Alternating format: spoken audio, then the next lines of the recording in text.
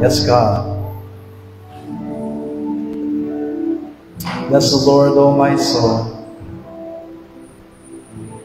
Yes, God.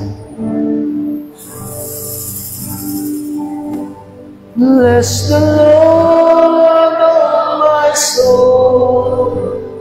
O my soul. And worship His holy name.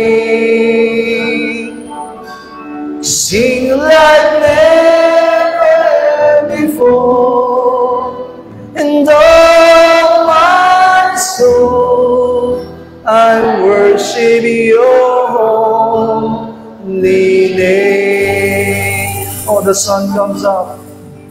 The sun comes up, it's a new day dawning. It's time to sing Your song again. Whatever may pass and whatever lies before me, let me be singing when the evening comes. Bless the Lord, O my soul. Bless the Lord, O my soul. Oh, my soul. Worship His holy name. Sing like never before. And all my soul, I worship Your holy name. And You're rich in love, and You're slow to anger. Your name is great, and Your heart is kind. For all Your goodness I will keep on singing. 10,000 reasons for my heart to find. Bless the Lord, O my soul. Bless the Lord, O my soul. And all my soul, worship His holy name. Sing like never before, and all my soul I worship Your holy name. And on that day when my strength is failing, the end draws near, and my time has come. Still my soul will sing Your praise unending. 10,000 years and then forevermore. Yes, Lord. Bless the Lord, oh my soul, and all my soul, and worship His holy name. Sing like never before, and all my soul I worship Your holy name. And I worship Your holy name. Lord, I worship Your holy name. Sama-sama po tayong manalangin sa oras nito. Naway dinggin ng Diyos ang ating mga panalangin na bigyan tayo ng karunungan. Maunawaan ang salita ng Diyos. Maging malinaw ang lahat ng Kanyang kapahayagan. At patuloy na lumago ang ating pananampalataya sa pamamagitan ng katotohanan. Ilid tayo sa pamamagitan ng banal na Espiritu Santo at maging matagumpay sa pag-unawa sa lahat ng kanyang mga yayag sa ating kalagitnaan. As we shout, "Oh my soul, overcome! Oh my soul, overcome! Oh my soul, overcome! Oh my soul, overcome!" Ama namin Diyos, tuloy nga po na kami lumalapit ngayon sa iyong harapan at ikaw lamang, O Diyos, ang aming iniling na tunay na kumilos at lumawa sa buhay ng bawat namin. Wala kaming magagawa kung kami hiwalay sa iyo, Panginoong Diyos. At ang tanging namin hiling, Panginoong Diyos, ay ang katapatan mong idaloy mo sa buhay ng bawat isa. Maghari ka, Panginoong Diyos, at ayaw mong maranasan namin ang kabutihan mo. Maranasan namin ang iyong katapatan. Maranasan namin, Panginoong Diyos, ang kapangyarihan mo, Panginoong Diyos, na dadaloy sa buhay ng bawat namin. We can do nothing, Lord, apart from you. And what we should do, Father God, is to really claim the words of the Holy Spirit, the words of your hands, the words of your mighty word, O God, that will manifest, O Lord God, through your word. Ayaw aming Diyos na makilala ka namin ang lubusan. Paunawaan namin ang dakilang kandilan at kalooban mo sa aming mga buwan. Paunawaan namin ang mga bagay na nilalayon mo para sa amin at magpahayaan ang atlang na pilit na inilalagay na kaaway, Panginoong Diyos, sa aming mga puso, Panginoong God, ay patuloy na manaig sa buhay namin, Panginoong God. In Jesus' name, sa pangalan ng aming Panginoong Jesus, all the words of the devil will be destroyed. Sa pangalan ni Jesus, sa pangalan ni Jesus, sa pangalan ni Jesus, sa pangalan ni Jesus, O God. Any disturbances, O God, ayaw Ama na huwag mahayaan ang aming mga puso ito, Panginoong Diyos, ay madaya pa, Panginoong God, na mga lalang na kaaway, o mga bagay na lalang ng aming lumang pagkatao, Panginoong Diyos. Help us to understand the word by the Holy Spirit. At ayaw ikaw lamang lumagay sa aming kalagitnaan. Ikaw lamang, Panginoong Diyos, ang nakusap sa amin. Kasi lamang namin ininiwala ang lahat, Panginoong Diyos. Salamat po. Father God in heaven, thank you, Lord, for this wonderful morning. It is your name who we glorify and to whom we give all our praise, O God. Thank you, Lord, for allowing us, Lord, for this wonderful day to spend the time in worshiping and praising your name. Lord, as we've come into the special time of our worship service, hayaan mo aming Diyos na patuloy namin mapakinggan na malinaw sa aming mga puso at sa aming kaisipan ang lahat ng mga salitang iyahayag mo sa aming kalagitnaan. Open our ears, O God. Open our spiritual eyes to see, O God, the glory within the Word. At ayaw mo, Panginoong Diyos, huwag ng aming mga puso'y maging handa sa lahat ng mga pagtutuwid at pagtuturo na gagawin mo sa aming kalagitnaan. Panginoong Diyos, binubuksan namin ang aming mga puso ngayon sa oras na ito. Masunod ang kalooban mo sa aming mga buhay upang sa ganoon kami maging karapat-dapat at maging kalugod-lugod sa iyong banal na harapan. Pagpalain mo rin ang lahat ng mga kamay na nagbigay ng kanilang mga ikabot handog para sa iyong gawain. Ibalik mo lagi ito sa kanila ng siksikat na gumawa ng pagpapada.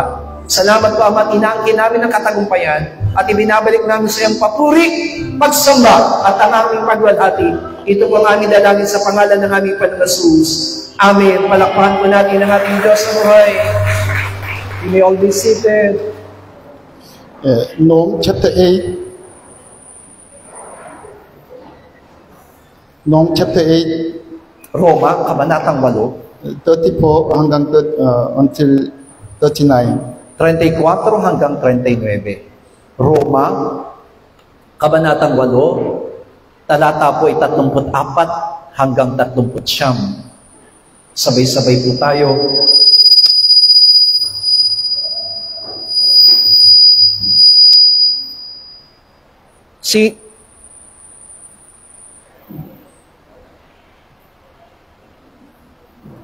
Sino ang ahatol? Si Kristo Jesus na namatay? Oo, yaong nabuhay na magmuli sa mga patay, na siyang nasa kanan ng Diyos, na siya namang namamagitan dahil sa atin.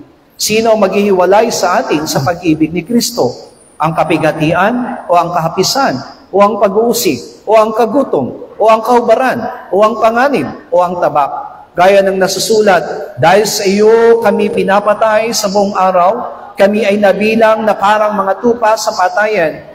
Kung hindi, kundi sa lahat ng mga bagay na ito ay higit pa sa mga pagtagumpay sa pamamagitan niyaong sa atin ay umibig.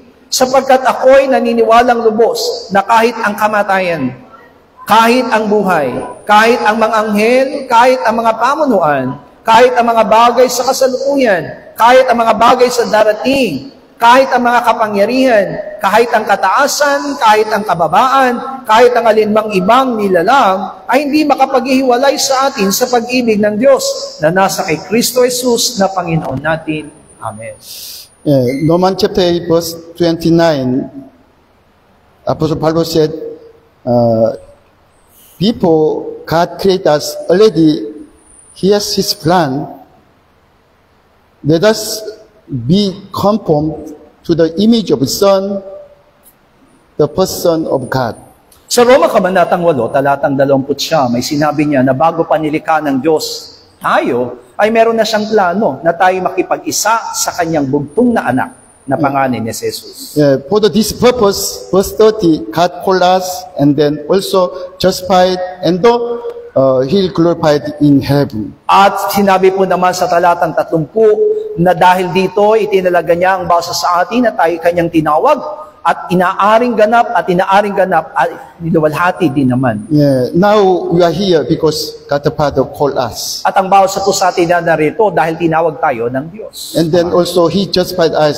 He saved us from the all sin, death, and from the devil. Hindi lamang tayo pinapagtingtuwid, kundi tayo iniligtas mula sa kamatayan, mula sa dyablo, at mula sa kasalanan. And then already He glorified us in heaven. At niluwalhati na rin tayong kasama doon sa kalangitan. That's why last Friday, already we checked the Bible, Ephesians chapter 2, di ba? Ephesians chapter 2, by His mercy and love, He saved us from the sin. Kaya naman, mula nung Biyernes ay nasiyasat natin mula doon sa Efeso Kabanatang 2 sa pamamagitan ng kanyang habag at pag-ibig ay tayo iniligtas niya sa ating mga kasalanan. And the verse 5 said, when we were dead in trespass, He made alive together with Christ by His grace. Kaya naman ibinanggit niya pagdating doon sa talatang 5, bagamat tayo mga patay dahil sa ating mga kasalanan, tayo binuhay na kalagip ni Kristo Jesus sa pamagitan ng biyaya, tayo naligtas. And then when Jesus Christ died from death, also God led us up together with Jesus Christ. At sa kanyang muling pagkabuhay, kasama niya tayong muling binuhay na kasama ni Kristo Jesus. It's not end, di ba? He made us sit together in the heavenly place in Jesus Christ. At hindi po doon nagtatapos sapagkat sinabi niya kasama rin tayong mauupo sa trono niya doon sa kalangitan kasama ni Kristo Jesus. That's why last Friday I explained to you, our spirit now in heaven in Jesus Christ. Kaya naman ay paliwanag ng Biyernes ng ating espiritu ay kalakip na ni Kristo doon sa kalangitan. But our soul and body is still in the world. That's why we have to overcome our soul and this body. Samantalang ang ating kaluluwa at katawan ay naririto pang kasama natin. Kaya naman kailangan natin itong mapagtagumpayan. But like today word of God, we can more than overcome our soul and body, even the world and the devil, by the grace of Jesus Christ. Pero katulad po ng ating binasang talata sa umagang ito, kailangan natin mapagtagumpayan hindi lamang ang ating kaluluwa at ang ating katawan, kundi maging ang salibutan, ang dyablo. Romans chapter 8 explain to us overcome about our old man, the self. Ipinapaliwanag po ng Roma Kabanatang 8 kung paano mapagtatagumpayan natin o dapat natin pagtagumpayan ng ating lumang pagkatao. That's why please do not see yourself old man for your eternal life. Kaya naman wag natin laging pagtuunan ang ating lumang pagkatao para sa kapakanan ng ating buhay na walang hanggan. Through ourselves, we cannot believe the Bible. We cannot believe in spiritual God. Sapagat sa pamamagitan lamang ng ating mga sarili, hindi natin kayang unawain ang sinasabi ng salita ng Diyos at maging ang spiritual na Diyos. Only just we have to believe His promise and then He fulfilled His promise. Ang kailangan lamang natin ay panaligan sa ang pangako ng Diyos at tutuparin ng Diyos ang lahat ng kanyang mga pangako. Just believe. Already Jesus Christ saved us from the all, and then led us up from from the all. And then now we are sitting in the heaven. Kaya naman nakita natin kung paanong tayo ay hinayaan ng Diyos na patuloy na maging matagumpay, hindi lamang sa isang bagay, kundi sa lahat ng mga bagay, at sa pamamagitan nitong ating katagumpayan, ay hinayaan niya tayo umupong kasama niya doon sa kalangitan. Genesis chapter 3 verse 14, from 14, explain to us about our old man. Genesis chapter 3, Genesis, Kabanatang 3, Talatang 14, ay pinapaliwanag naman ito ang ating lumang pagkatao.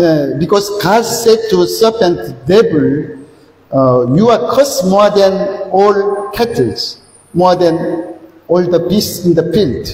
Sapagkat sinabi mismo ng Diyos doon sa ahas, sumpain ka sa higit sa lahat ng mga hayop at mga ganid sa parang. Last time I already explained to you, after even though Adam and Eve commission to God, but God did not curse, did not angry to them. At ay paliwanag na nga po sa inyo noon na kahit na po nagkasala sina Adan at Eva laban sa Diyos, ay hindi pa rin sila sinumpa ng Diyos. But God really angry, the curse to this devil.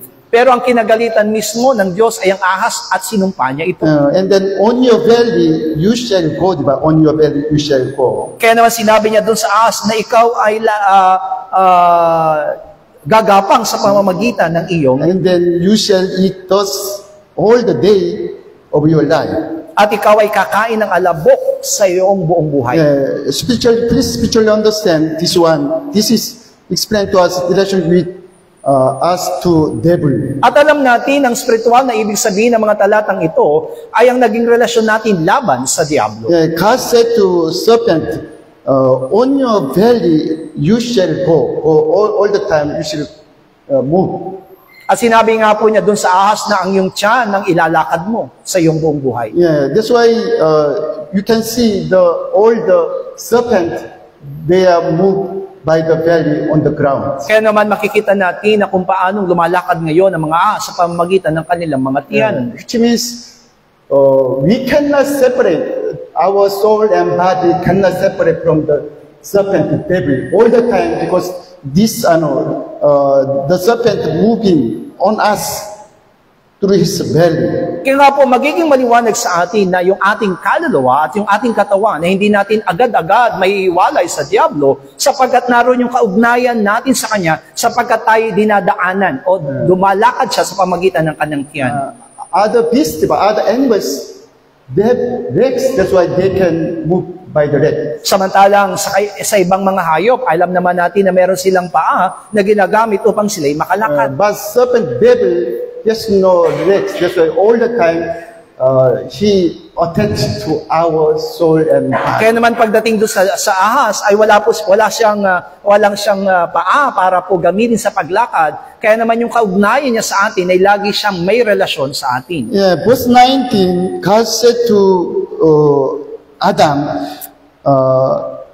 you are from the dust, that's why we shall go back, return to dust. At pagdating doon sa talatang 11, may sinabi ng Diyos kay Adan na ikaw ay sa alabok nagbula, at sa alabok ka rin uuwi. That's why God said to devil, you shall eat dust in your life. At kaya naman sinabi ng Diyos doon sa ahas, alabok ang iyong kakainin sa buong mong araw. That's why even the physically we have this. Kaya nga po sa ating pisikal ay nararanasan natin ang kamatayan. But thanks God, verse 15, already God promised to them the Christ as a woman seed. Pero salamat po sapagkat mula doon sa talatang 15 ay pinangako na ng Diyos ang Kristo na siyang binhi ng babae. Except Jesus Christ, we are all the men, we are men seed. Sapagkat alam natin, maliban kay Jesus, lahat po ng mga tao ay binhi ng lalaki. That's why all the men, we have physical father, our physical father. Kaya naman ang lahat ng mga tao ay meron tinatawag na physical na tatay. But Jesus Christ, he has no physical father, only heavenly father in heaven. Samantalang si Kristo ay walang tinatawag na physical na tatay, kundi meron lang siyang makalangit na tatay. That's why Jesus Christ became man through Virgin Mary. Si Jesus ay nagkatawang tao sa pamamagitan ng isang dalagang si Maria. At the commission to God, Adam and Eva, they hide under the tree. At pagkatapos na magkasala ni Adan at Eva, sila po'y nagtago sa ilalim ng punong kahoy. Even though they made the skirt by the fig tree and cover their body. At gumawa rin sila ng kasuotang yari sa mga pinagtagni-tagni mga dahon ng halaman. Because after eat the fruit of knowledge of good and evil, they saw their own self, themselves. Sapagkat matapos nga po nilang kainin yung ipinagbabawal na bunga, ay nakita mismo nila yung kanilang sarili at kung ano ang kanilang sarili. Because first time God created Adam and Eva as an image of God, and then they have no like as evil own self. Sapagkat alam naman natin na nang likhain ng Diyos si Adan at Eva, nilikha sila ayon sa wangis at larawan ng Diyos. Kaya naman wala silang tinataglay na ibang kaanyuan. But when they become sinner, they can see, they saw their own self, old man. Pero matapos na sila ay kumain at nagkasala, ay nakita nila po mismo yung kanilang lumang pagkatao at yung kanilang sarili. That's why today, almost men, we don't like to come to the light because we want to hide this kind of ourselves, old man. Iyan ang dahilan kung bakit karamihan ng mga tao ay hindi nila nais na mapunta sa liwanag sapagkat lahat ng mga tao ay merong itinatagong na lihim. That's why John chapter 3 verse 19, diba? This is condemnation of God because you are not come to the light because you love the darkness. Yan ang sinasabi doon sa Juan Kabanatang 3, talatang 19, na ito ang katulan ng Diyos sapagkat ayaw ninyong lumapit sa liwanag sapagkat ang ninanais nyo ay kadiliman. And then Genesis chapter 4, we can see very strong old man of the Cain. Pagdating doon sa Genesis Kabanata 4, makikita natin yung matinding lumang pagkatao ni Cain. Yeah, because Genesis chapter 4 verse 5, when God did not accept his offering, Cain was very angry, and then his countenance fell. Sapagkat nang hindi tanggapin ng Diyos ang hain na ibinigay ni Cain, ay nandoon yung kanyang kalungkutan at namanglaw ang kanyang mukha. Yeah, before Adam and Eve commission to God, they believe only God is our master owner. Sapagkat bago nga lang po magkasala si Adan at Eva, wala silang ibang pananalig sa Diyos kundi ito'y kanilang Panginoon at nagmamay-ari sa kanila. But after become sinner, when they have own self, old man, they believe myself is my owner, master. Pero matapos na sila'y magkasala sa pamamagitan ng kanilang lumang pagkatao, mas itinuring po nila ang kanilang sarili bilang kanilang Panginoon at dapat magmay-ari sa kanilang That's why at Eve, she eat the fruit of knowledge and good and evil to be same like as God. Kaya nga po kinain ni Eva yung bunga ng ipinagbabawal ng Diyos sapagkat ang ninanais niya ay maging katulad ng Diyos. People commission to God, they believe in God as a true owner, master, only God. Sapagkat bago nila ginawa ang mga bagay nito, itinuturing lamang nila nagmamayari sa kanyang buhay at pinapanginoon ay ang Diyos. But after become sinner, they saw their own self as a owner, master. Like pero matapos na sila'y magkasala, ang nakita nilang pinapanginoon nila at patuloy na nagmamayari ng kanilang mga buhay ay ang kanilang sarili. That's why it's okay, even though God did not accept our worship, it's okay, but it is decision of God. Kaya nga po, huwag tayong malungkot kung hindi man tatanggapin ng Diyos ang ating pananabahan sapagkat alam natin na ang pagpapasyang iyon ay para sa Diyos lang. Same, diba? After prayer, our answering to our prayer is God's decision, only God's decision. Kaya nga po, kapag tayo mananalangin, nasa Diyos din ang kapasyahan kung tutugunin niya ang ating mga panalangin o hindi. But when we continue to pray to God, there's no answering of God. We are little angry to God. Pero alam ko po na nararanasan at nararamdaman ng bawat sa atin na kapag paulit-ulit na natin pinapanalangin, ngunit hindi pa rin tinutugon ng Diyos, ay nagkakaroon na tayo ng hinanakit sa Diyos. Yeah, because already myself, my old man become like a God himself, owner, master. Bakit? Sapagkat naituturing na natin yung ating mismong sarili ang nagiging Panginoon at nagmamayari sa atin. Cain, when God did not accept his offering, he was nearly very angry to God. At ito mismo yung nangyari kay Cain, nang hindi tanggapin ng Diyos ang kanyang hain, siya'y nagalit sa Diyos. And the verse 7, diba? That's why God said to Cain, sin lies at the door. That's why you have to rule over these desires. Kaya naman sinabi ng Diyos kay Cain sa talatang 7 na nahandusay ang kasalanan sa pintuan at ito'y nagpapahinuhod sa iyo at kailangan mo itong mapagtagumpayan. Not only Cain, all the men is same, diba? Sin, this devil lies at our door. At alam natin na hindi lamang ito para kay Cain, kundi sa lahat ng mga tao na ang kasalanan ito'y kumakatok sa lahat ng ating mga pintuan. Thanks God, God sent to us Christ Jesus. At nagpapasalamat tayo sa Diyos sapagkat ipinadala niya si Kristo Jesus. And then he called 12 disciples. At tinawag niya ang kanyang 12 alagad. After 3 years, he explained to his disciples, I going up to Jerusalem, and then died on the cross. At pagkatapos ng 3 taon ay ipinaliwanag niya sa kanyang mga alagad na kailangan kong pumaroon sa Jerusalem upang magdusa at And then mamatay. Matthew chapter 16:22, Peter was so very angry to Jesus Christ. At doon sa Mateo Kabanatang 16, talatang 22 ay nagkaroon din ng galit si Pedro sa ating Panginoong Jesus. Peter said to rebuke Jesus Christ. Yes, until that point, you are the Christ and you are God, son of living God. But he changed his mind. Nakita natin kung paano pinagwikaan ng hindi maganda ni Pedro ang ating Panginoon. Samantalang bago nangyari ito, sinabi niya na ikaw ang Kristo, ang anak ng Diyos na buhay. If we really understand who is God, understand who is God, we cannot rebuke Jesus Christ because He is God. Sapagkat alam natin na kung talagang kilala natin ang Diyos, hindi po natin pagsasabihan ng anumang bagay na masama ang ating Diyos. But when this Peter's old man, strong, very old man coming out, he rebuked Jesus Christ. He shall not happen to you. Pero alam natin nang mas matindi na nagmanifesto yung lumang pagkatao ni Pedro sa kanyang buhay, ay nasabi niyang Panginoon, hindi ito dapat mangyari sa iyo. And then 23, Jesus said, "Get behind me, Satan! You are an offense to me because you are not mind of God, only mind of man." Kaya naman sinabi ng Panginoon sa talatang 23, lumagay ka sa likuran ko, Satanas, ikaw ay tisod sa akin. Who is our old man? It is really like as belong to the world. Kaya nga, magiging maliwanag sa atin ang ating lumang pagkatao, ito yung mas nagiging kabilang siya sa sanlibutan. Yeah, we don't like to get mind of God. Ibig sabihin, mas inaayawan natin yung mga bagay na kaisipan tungkol sa Diyos. That's why verse 24, Jesus said to disciples, if anyone desires to come after me, let him deny himself. Who is himself? Old man. Old man.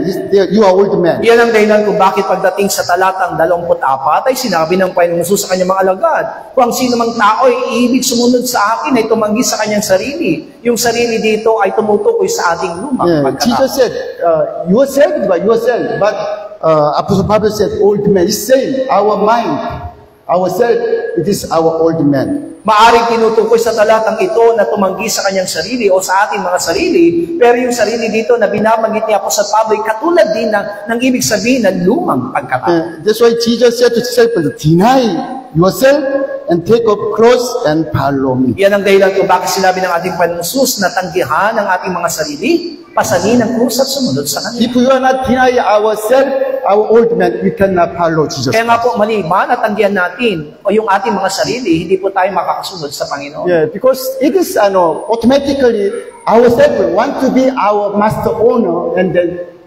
want to stay in the world. Sapagkat ang hinahangad at ninanais ng ating mga sarili ay siya po ay ang ating Panginoonin at siya po ay laging kabilang sa sanlibutan. Our old man, ourselves, ayaw, di ba? Ayaw. We don't like to follow Jesus Christ. Ibig sabihin yung ating lumang pagkatao, yung mismo ating mga sarili ay inaayawan ng sumunod kay Jesus Christ. That's why when we see this kind of mind, we have to deny, take us follow Jesus. Kaya naman kapag nararanasan o nararamdaman natin ang mga bagay na ito, kailangan natin itong tanggihan.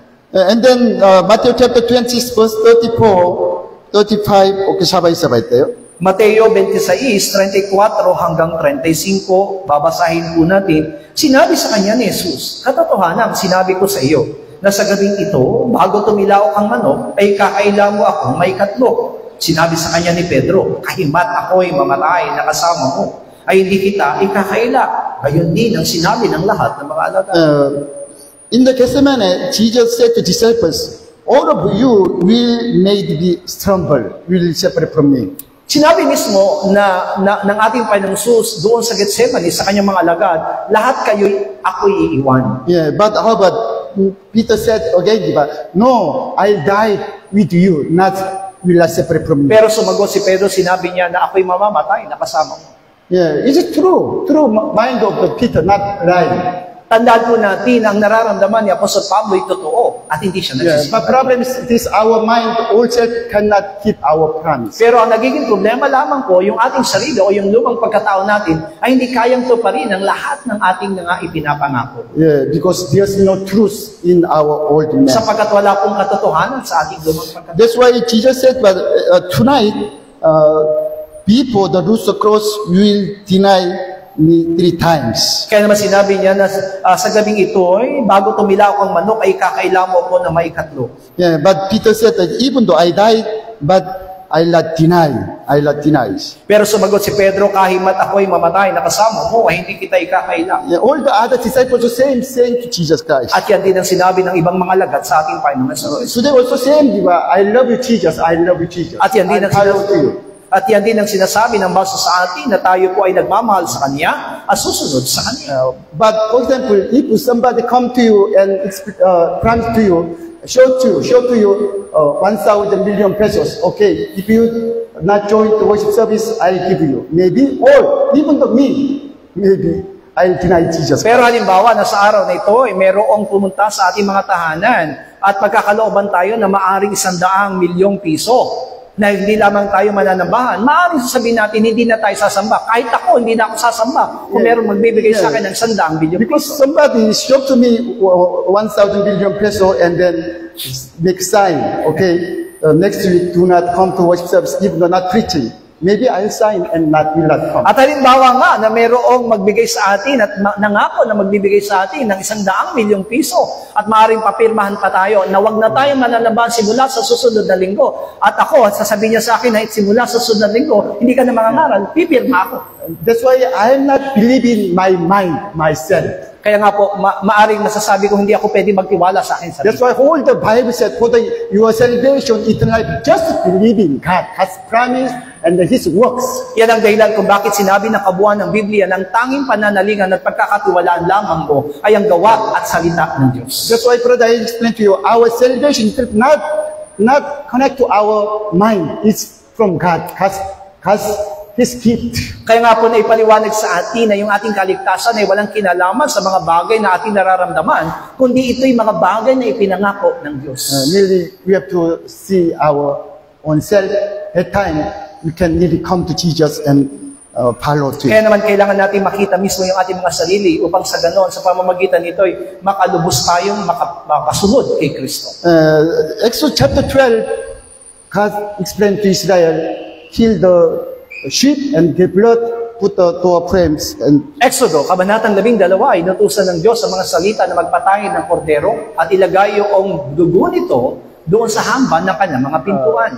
when I see the blood of the sheep, blood of Jesus Christ, I'll pass over all of your sin to death. At sinabi ng Diyos, kapag nakita ko ang dugo doon sa hamban ng inyong pintuan, ako'y lalagpas doon sa inyong tahanan at hindi pupuksain ang mga nasa loob. It is not important how much you have sinned. Just God wants to see His blood of Jesus Christ for our eternal Kaya life. nga po dito, maunawa natin mabuti na hindi mahalaga kung gaano kalaki o katindi yung kasalanan na gawa natin. Ang tanging hinahanap ng Diyos sa atin ay ang dugo ni Kristo. And then they were baptized in the Dead Sea. At sila po'y nabautismoan doon sa pamagitan ng dagat na pula. They did not do anything, diba? Only God opened the sea and then let them pass. Wala po silang ginawang anuman, kundi ang Diyos lamang ang gumawa ng paraan upang mahati po yung dagat at sila po'y dumaan doon. That's why when we nearly accept water baptism with faith from heaven, God will say to you, you are my son, whom I love. Iyan ang dahilan kung bakit sa ating bautismo, sa pamagitan ng ating pananampalataya, kung ito'y gagawin po natin, mabubuksan ng kalangitan na sasabihin ito ang aking lubos na minamahal na anak. This Israel's history, their life in the desert, it is our spiritual life. Is nearly important. Kaya nga po masasabi po natin na yung naging kasaysayan ng mga salita sa kanyang pananampalataya sa ilang ay ang ating pong pamumuhay pananampalataya sa kasunod. That's why Apostle Pablo said that they eat manna in the desert. That is the body of Christ. Iyan ang dahilan kung bakit sinabi na po sa Pablo na sila'y nagsikain din naman ng tinapay na mana doon sa ilang. After we believe in Jesus Christ, that's why you are eating His flesh of Jesus, drink His blood. At sa pamagitan din ng ating pananampalataya, yun din po yung naging pagkakataon ng simula na kung saan nakakain na tayo ng katawan at dugo ni Kristo. And then Exodus chapter 17, verse 6 said, diba, God said to Moshe, you shall strike the rock, and then the water will come out, and then you give to them drinks. Pagdating doon sa Genesis, Exodo, kabanatang 17, talatang 8 hanggang 6 hanggang 7, ay inutusan ng Diyos si Moises na paluin yung bato at lalabas ang tubig. God said to Moshe, you strike the rock. Who is the rock? Apostle Pablo said, it's Jesus Christ. Sinabi doon na papaluin yung bato, at yung bato na sinasabi doon ay yung sinasabi na po sa Pablo na si Kristo. When Jesus Christ died on the cross, the living water will come to you, will come. Na sa pamamagitan ng kamatayan ng si Kristo doon sa krus, na yung buhay na tubig ay dadaloy sa inyo. That's why Jesus Christ died on the cross for our Holy Spirit. Kaya nga po sa pamamagitan ng kanyang kamatayan, ay dumalo yung tubig na yun na buhay sa atin. Okay, by the blood of Jesus Christ, we saved from the world. At sa pamagitan ng dugo ni Kristo ay naligtas tayo sa sanlibutan. And then in the Christ, we have accept water baptism, and then our sinful from soul, spirit to body, all died on the water. At sa pamagitan ni Kristo, sa pamagitan noong bautismo natin kay Kristo, ay kasama ng namatay yung ating katawan, yung ating spirito at kaluluwa sa ilalim ng tubig. And then through the Jesus Christ, we eat His flesh and drink His blood for the eternal life. At nangangailangan tayo ng katawan ni Kristo at dugo ni Kristo para sa ating buhay na walang hanggan. And then through Jesus Christ, we receive the Holy Spirit as a living water. At sa pamagitan din ni Kristo ay natanggap natin ang banal na Espiritu Santo bilang tubig na buhay. From that point, we can starting spiritual war, fighting with our old man. At mula doon, nag-umpisa na yung ating spiritual na pakikipaglaban sa ating lumang pagkakas. Exodus chapter 17. Exodus 17. Okay, before check the Bible, I'll show you this drawing. This is in the mission house. Mission house. You can see in the mission house.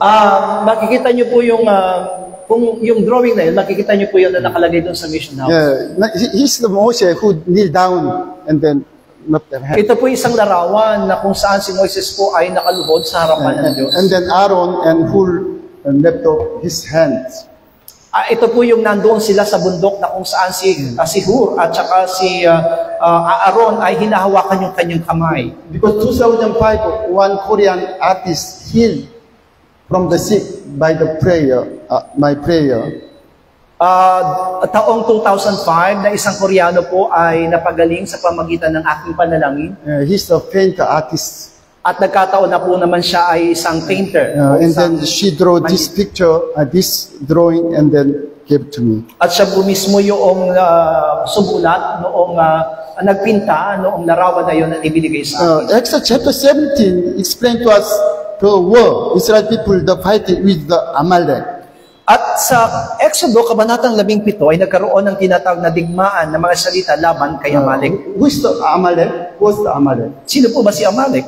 Esau, the brother of the Jacob, Esau, first son of the Isaac, Esau's family. At alam po natin na ito'y kamag-anak mismo ni Jacob, ni Esau. Yeah, first son of the Isaac. Yan po yung unang anak ni Isaac. But he sold out his birthright to the Jacob through the only one stew. Pero alam naman natin na sa pamamagitan po ng isang mangkok na lugaw, ay ipinagbili niya yung kanyang pagiging panganay kay Jacob. Yeah, because he loved the world. He had a very strong his own self. Sapagkat mas minamahal ni Esau yung sanlibutan at mas niya nang pinapahalagaan yung kanyang sarili. But how about Jacob? He want to be blessed. He want to be way of the Christ.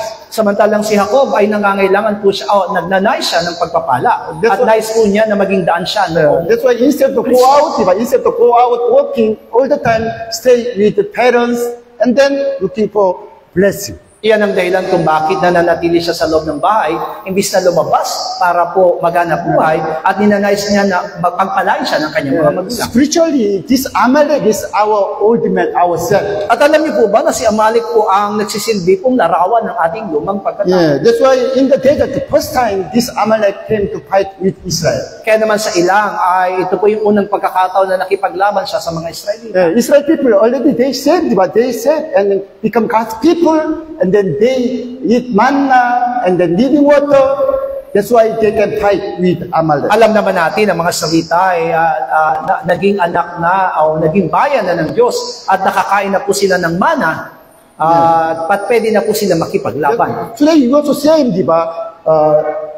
After we eat the body of Christ and drink His blood and this the Holy Spirit, by the living water, we can fight our old man, the devil. Yan din ang ating naging karanasan. Matapos po tayong manampalataya kay Kristo, ay nagkaroon na tayo ng pagkakataon na kainin ang kanyang laman at inumin ang kanyang dugo at maranasan ang tubig na nagbibigay buhay, pwede na tayong makipaglaban sa ating lumang pagkatao. Moses said to Joshua, di ba? Okay, you go to work at the war and the fighting. I'll sit on the hill of the mountain. At iyon yung panahon na kung saan inutusan ni Moises, si Josue, para makipaglaban sa mga Manesita, samantalang si Moises naman ay umakyat doon sa taluktok ng burol upang panoorin sila. And then 11:12, di ba? When Moses left up his hand, Israel people conquer the Amalek. At doon sa labanan na yon, habang nakataas ang mga kamay ni Moises, ay nananalo o nagtatagumpay ang mga salita laban sa mga Manesita. Yeah, prevailed, but overcome the prevailed to Amalek. Ibig sabihin sila po ay nagiging matagumpay laban kay Amalek. But when Moses' hand let down, they cannot overcome the Amalek. Pero kapag nangangawit na po ang kamay ni Moises at ito'y naibababa niya, natatalo naman po yung mga Israelita. You see today, Romans chapter 8:29. Roma 8:29. No, we have no time. Only this one, please.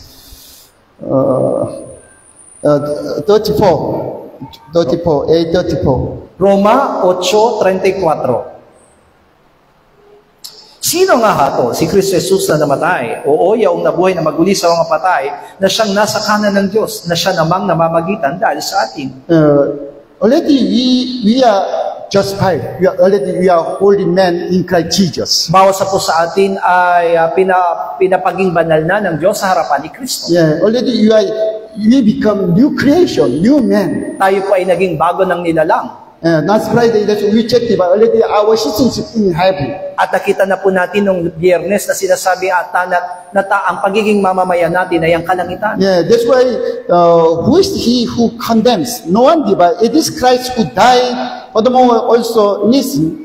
And then that's why he's now right hand of God in heaven. Yan ang dahilan kung bakit sinabi sa talatang 34 na sino nga haton? Si Kristo Jesus na namatay? Oo, yung nabuhay na maguli sa mga patay na siyang nasa kanan ng Diyos. Now we believe Jesus in heaven, sitting on the right hand of God. Mausa po sa atin na naniniwala na si Kristo ay nandun sa kalangitan at nakaupo sa kanan ng Diyos. And then 24 hours all the time, He's pray for us. At sa loob ng 24 oras, wala siyang ginagawa kundi manalangin para sa atin. Even though when we sleep, He's not sleep. He's pray for us. Na kahit na po sa panahon ng ating pagtulog, ay hindi natutulog ang Diyos at siya'y nananalangin para sa atin. Yeah. That's why this Exodus chapter 17, the Amalek word, Israel Amalek word, they just explain about our fighting to the old men. Kaya nga po masasabi natin na yung nangyari doon sa Exodus kabanatang 17 na pakikipaglaban kay Amalek ay ang pakikipaglaban natin sa ating lumang Exodus chapter 17, Moses, he's the shadow of Jesus Christ. Kaya nga po si Moises ay magsisilbing pong anino ni Jesus Christ. Now Jesus Christ sitting on right hand of God, and then lift up His hand and then pray for us. Na kung paano si Jesus Cristo ngayon ay nasa kanang trono ng Diyos at nakataas yung kanyang kamay at nananalangin para sa atin. That's why we can overcome ourselves and even the devil also to the world. Yan ang dahilan kung bakit meron tayong pagkakataon na maging matagumpay, hindi lamang sa ating lumang pagkatao, kundi sa sanlibutan at laban sa Diyos. Yeah, any kind of the hardship and persecution come to us, We can overcome by our faith. Kaya kahit na anong kahirapan na dumating sa bawat sa atin ay magtatagumpay tayo sa pamamagitan ng ating pananampalataya. That's why from now on, do not worry about anything divine, any this kind of problems. When come to you, do not worry about yourself. Iyan ang dahilan kung bakit anuman dumating sa ating mga problema, sa ating mga buhay, ay huwag tayong magkaroon ng suliranin. Yeah, it is true. Our old men, when we see this kind of problem come to us, we worry about problems. Totoo naman na kapag kung ang gagamitin natin ay ang lumang pagkatao, kapag dumarating ang problema sa atin, ay nagkakaroon tayo ng matinding pag-iisip. But we can overcome, more than overcome, in Jesus Christ. Pero alam natin na tayo magtatagumpay at lubos na magtatagumpay kay Kristo Jesus. Why? Our Lord Jesus Christ, our head Jesus Christ, now prepare us in heaven. Bakit? Sapagkat yung ulo mismo ng iglesia, sa Yesu Kristo na sa kalangitan, ay nananalangin para sa atin. By ourselves, we cannot overcome ourselves and others. Kung sa ating sarili lamang, hindi tayo magiging matagumpay. Yeah, only by faith in Jesus Christ we can overcome. Pero sa pamagitan ng ating pananampalataya kay Kristo, tayo magagampagumpay. Through prayer of Jesus Christ, we can more than overcome. At sa pamamagitan ng panalangin ginagawa ng Kristo, tayo magiging higit na mananagumpay. Yeah, that's why let's shout 3 times. Oh my soul, more than overcome 3 times and not what you pray. 3 beses na po, dahil sisigaw natin, o aking kaluluwa, oh my soul, you are more than conquerors. Actually, yun po yung ibig sabihin nun. Oh my soul, you are more than conquerors. Pagka nasabi natin 3 beses, tayo po'y mananalangin. Oh my soul, you are more than conquerors. Oh my soul, you are more than conquerors. Oh my soul, you are more than conquerors. Ang namin po sa mga po na nagpapasalamat kami. Sa pagkatuloy ng matay na mananalangin. Ikaw naman po Diyos ang kinakailangan namin po sa pamamagitan ng pananampalataya. Hindi kami magagapi ng salitutan at hindi kami magagapi ng aming mga lumang pagkatao. Sa iyo lamang namin itinitiwala ang lahat at nananangan kami sa iyo mga pangako, Panginoong Diyos, sa pamamagitan ng iyong mga salita. Everything will be possible, Panginoong Diyos. Everything will be done according to your will, Panginoong Diyos. Kaya tulungan mo kami, Panginoong Diyos, ng lahat ng mga bagay na tumarating kapigatian, kahirapan, kaubaran, o anumang mga bagay na ito, Panginoong Diyos, ay makatatagumpay namin sa pamamagitan ng iyong makapangyarihang pangalan. At dito, Panginoong Diyos, na ito'y katotohanan at ito'y magaganap sa buhay ng baso sa amin. Sa iyo lamang namin itinitiwala ang lahat at nananangan kami sa iyong katwiran at sa iyong nagpinagkalooban. Salamat po sa pangalan ni Jesus. Amen. Bigyan nga po natin ang pinakamalakas sa palakpakan natin Diyos sa buhay. Hallelujah. Napakabuti ng Panginoon. I was really, I received grace from the Word of God today. Amen. Kung ano man yung pinagdaraanan natin, ano man yung mga bagay na, kasi di ba inisip po natin na, minsan kapag matindi yung problema sa buhay po natin, sinasabi natin, wala ng pag-asa. But today, God changed our mind. Binago ng Diyos yung puso't isipan natin. Yung lumang pagkatao pala natin ang pumipilit sa atin na tayo hindi nagtatagumpay. Pero sa totoo lang, lahat ng anak ng Diyos ay higit na mananagumpay. Hallelujah. Please open your Bible to Matthew 8:18-22. Mateo, Kabanatang 8, talata po'y 18 hanggang 22.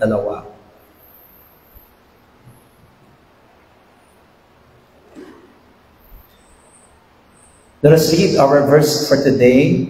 Nang makita nga ni Jesus na lubang maraming tao sa palibot niya, ay ipinag-utos niyang tumawid sa kabilang ibayo. At tumapit ang isang eskriba at sa kanya ay nagsabi, Guro, susunod ako sa iyo, saan ka man pumaroon. At sinabi sa kanya ni Jesus, may mga lungga ang mga zora, at may mga pugad ang mga ibon sa langit. Datapwat ang anak ng tao ay walang kahiligan ng kanyang ulo. At ang isang naman sa kanyang mga lakad ay nagsabi sa kanya, Panginoon, tulutan mo muna akong makauwi at mailibing ko ang aking ama. Datapwat sinabi sa kanya ni Jesus, sumunod ka sa akin, pabayaan mong ilibing na mga patay ang kanilang sariling mga patay. Amen. Let us follow the Lord. We are so blessed. Since last Friday, nung narinig ko na it's about time to change. It is about time to, sabi doon ay ibahin yung approach ng pananampalataya at paglilingkod ng bawat isa po sa atin. And kanina nabanggit sa atin yung sinabi ng Panginoon na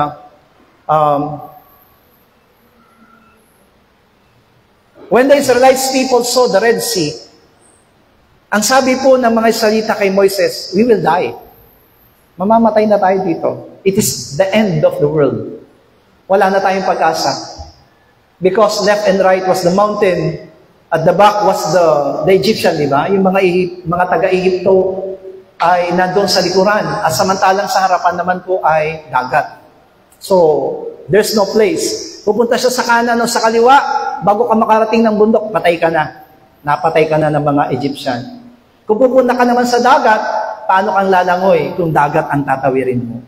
Pero nung sabi ng Diyos sa kanila, you will do nothing.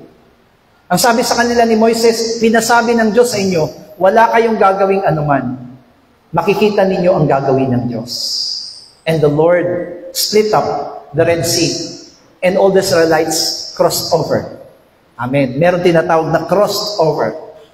Napakalaga ng bagay na yon. Amen po ba? Sapagkat alam natin na yung pagtawid nila sa dagat, it is not only to save them from the Egyptian, but it is also baptism. Wala pong nakakaalam nun, di po ba? Even the Israelites people, nung sila po'y tumawid sa Red Sea, ang tanging alam lang nila, itatawid kami ng Diyos to save from the Egyptian. Hindi nila nalalaman na yung ginawa nila sa Red Sea, baptism. Amen? Wala pong nakakaalam sa kanila nun. Ang alam lang po nila, kailangan nilang tawirin yung Red Sea for the sake of they will be saved from the Egyptian. Pero sabi na po sa Pablo, it is their water baptism. So mahalaga para sa atin na maintindihan mabuti. And today, the Lord Jesus Christ said, sa verse 18, mula sa versikulo 18, ay sinabi ng Panginoon na tumawid tayo sa kabilang ibayo. I think, amen po ba, it is not water baptism. Because hindi po sila hinayaan ng Panginoon na, hindi po hinayaan ng Diyos na hatiin yung tinatawag na, o lake man iyon, ay hindi po hinati ng Diyos. But the Lord wants them to cross over from the lake. Tumawid po sila doon sa ibayo. Bago po nangyari ang talatang 18, bago po sinabi ng Panginoon na tumawid tayo sa kabilang ibayo, the Lord Jesus Christ from the chapter 5, chapter 6, chapter 7, the Lord speak to the people who follows Him every day. He said all the Beatitudes, diba? Tinuruan sila, nawapalad, ganito. Tinuruan sila ng Panginoon. And the Lord healed the sick people. Nagpagaling po siya ng may makaramdaman. That's why every day, amen po ba, simula nang mag-umpisa po ang ating Panginoong Jesus sa kanyang public ministry, many people are following the Lord. Marami pong sumusunod sa Panginoon. Amen. Gusto nilang sumunod sa Panginoon. And maybe they were curious. Amen po ba? Curioso itong mga taong ito na habang nakikita nila, this man from Galilee, from Jerusalem, from Nazareth, amen po ba, came to manifest the signs and wonders from God.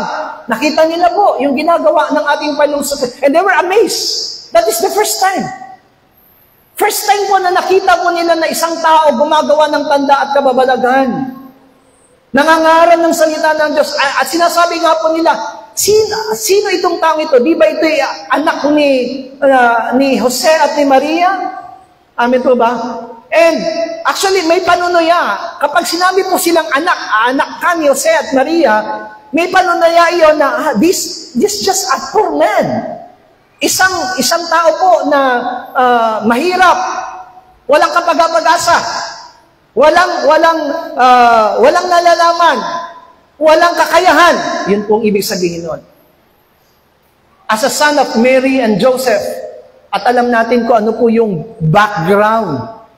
Pero dahil po dun sa mga bagay na ginawa ng ating Panginoong Jesus, because of His Word, because of His signs and wonders, most men, marami mga taong sumusunod sa Kanya. Sumusunod sa bundok, sumusunod sa lake. Amen po ba? Kaya, marami mga tao at that time, kung titignan natin yung senaryo, Amen po ba? If we will see the scene at that time, kasi wala naman tayo dun sa eksena, pero sa pamamagitan ng salita ng Diyos, sasabihin ko po sa inyo, maraming tao talaga. Sobrang dami ng tao. Because what they have seen, what they have heard about the Lord Jesus Christ, meron.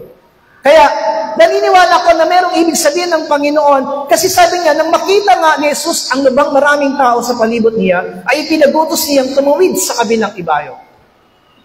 And He asked it. Amen po ba? Actually, ang kausap ng ating Panginoong Jesus dito, it is not all the men. What He speaks, yung word ng ating Panginoong Jesus dito, ay nangungusap sa kanang mga alagad. That they must cross over. Amen po ba? Ang kinakausap nito ng ating Panginoong Jesus dito ay ang kanyang mga alagad, hindi yung mga tao. Hindi niya sinasabi sa mga tao, "Hali kayo, sumunod kayo sa akin, kailangan natin tumawid." Hindi po. Dahil nakita niya na yung maraming mga tao, sabi niya, "Let us cross over." And he's talking about to his disciples, sa kanyang mga alagad. Kaya last Friday, I know that God wants me to cross over. Last Friday is the crossover. Kung nakadalo lang sana kayo ng last Friday, and the word of the Lord last Friday said na I will change. No? Sabi niya, babaguhin ko. Yung the way I teach you. Amen po ba? Babaguhin. I know that is the word of the Lord. Tandaan po natin, when we are hearing the word of God, it is not the word of men. Kaya nga tuwan-tuwa si Apostol Pablo sa Thessalonica eh. Bakit? Because they take the word of Paul, not the word of men, but as a word of God. Amen? Alam niyo po ba na kapag nakakarinig tayo ng sermon at nasasaktan tayo at nagtatampo tayo sa pastor, kasi tinake mo yung word as a word of men, as a word of God. Pero kapag tinanggap mo ang salita ng Diyos bilang salita ng Diyos at hindi salita ng tao, imbis na ikaw'y masaktan, lalo kang magiging hawaan. At sasabihin mo sa Panginoon, "Salamat Panginoon, kinausap mo ako." Hallelujah!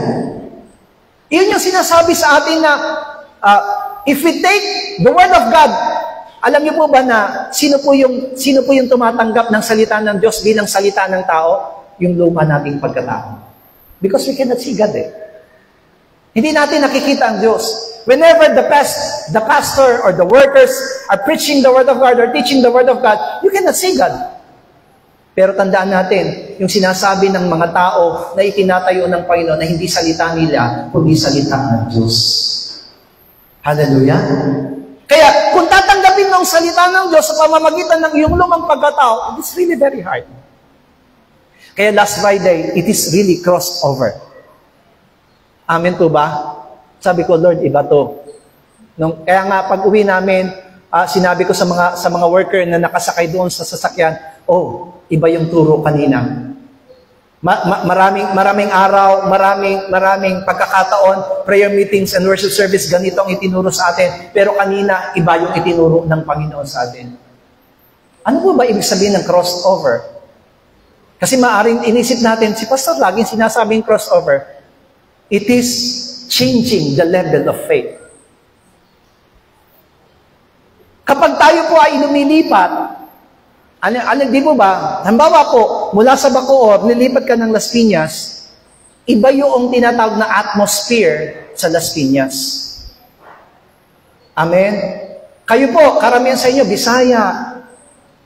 Iba po ang pamumuhay sa Bisaya nung namuhay po kayo dito sa Metro Manila. Tama? Hallelujah? Iba na po. Kahit nung namumuhay ako sa Aurora, bigla akong pumunta sa Manila, kahit na lumaki ako sa Manila, pero nanibago ako. Amen? Nagkaroon ng paninibago. Yung the way I live, the way lahat, nababago. Yun po yung ibig sabihin ng crossing over. Kaya po, ginamit ko po yung salita ng Diyos na ito sa Matthew chapter 8, verse 18 because I know that the Lord has something to say. Merong gusto ang Panginoon. Maybe another level of faith, another level of ministry, Amen po ba? And God wants to call every one of you. Merong gustong tawagin ng Diyos sa atin na gamitin po para po sa gawain niya, para sa kanyang ministeryo. Pastor Jing sent me a picture 2 days ago. Nag-send siya sa akin ng picture. It is a picture of graduation. Ang sabi po ni Pastor Jing sa akin, Pastor, tignan mo yung picture na yan. Nung nakita ko po yung picture, akala ko normal lang. Amen. Sinabi ko, praise God. Gumanda lang po ako. Praise God. Kasi nakita ko nakatoga. Amen po. Sabi ko, praise the Lord. Sabi niya, Pastor, kaya pinadala ko sa yung picture na yan, hindi ka ba nagtataka kung bakit yung tao na nasa picture nakatoga? Nagtaka rin ako Sabi ko, bakit nga ba nakatoga to? So, ang inisip ko na lang, itong taong ito, nakatoga, ay sa hindi ko kamalayan o hindi ko nalalaman na nag-aaral siya, tapos ngayon, nag-graduate na siya. Amen po ba? Kasi pag nagpadala sa inyo ng picture na nakatoga, isipin mo, nag-aaral pala siya, nag-graduate siya. Amen? Mali pala ako. Yung ipinakita niya po sa aking picture ay sinabi niya, Pastor, yung picture na yan po ang tinatawag na honorary graduate. Alam niyo po ba yung sabihin ng honorary graduate? Ang ibig sabihin po ng honorary graduate, hindi ka talaga nag-aral. Pero dahil ikaw ay, maaring may kakayanan o pwede ka naman i-consider, katulad po ng mga nag-ALS. Di ba? Yung ALS po, nag-aaral po sila ng high school. Kung hindi sila natapos ng high school, sa pamamagitan ng ALS, pwede ka mag-graduate ng high school, kahit 1 taon lang. Lalo na kung ikaw ay nasa edad na. Ang tawag po doon, honorary graduates. Binigyan ka nila ng pagkakataon. So kapag nag-graduate ka ng ALS, pwede ka nang mag-college. Amen. Hallelujah. Wala pong honorary pagdating sa college. Ang may honorary lamang po ay high school. Kasi kapag katapos ng college po, profession na. Naintindihan niyo po ako. Yung pinakita po sa aking picture ni Pastora, honorary graduate siya ng Bible School. Ibig sabihin, itong taong ito, kahit hindi nag-aral ng Bible School, kahit hindi po tumungtong ng anumang theological seminary, nag-graduate siya at pagkatapos po ng graduation niya, pastor na po siya.